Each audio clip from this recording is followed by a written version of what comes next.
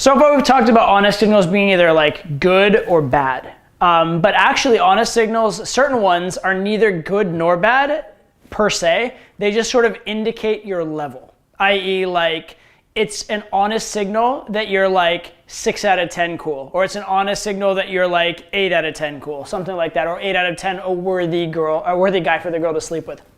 And so the concept here is one I refer to as leveling. It actually comes from a concept in poker, which I won't get into right now.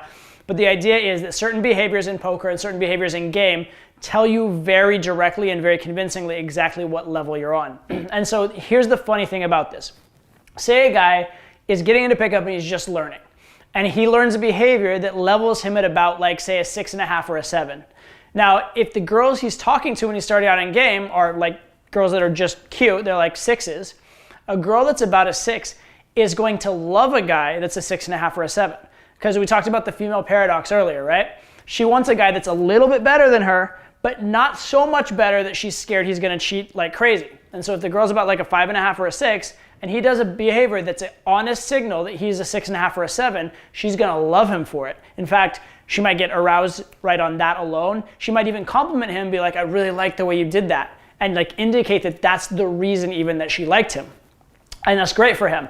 However, when he advances in his game and he wants to start getting 8s, 9s, 10s, and he does that same behavior that leveled him at a 6.5 or a 7, he's gonna get immediately categorized as not worthy with those girls. And it's kind of a mindfuck because the very thing he did that not only worked for him, not only was consistent for him, but actually even got him compliments and he was told specifically that's what was working, now is the specific thing that's not working.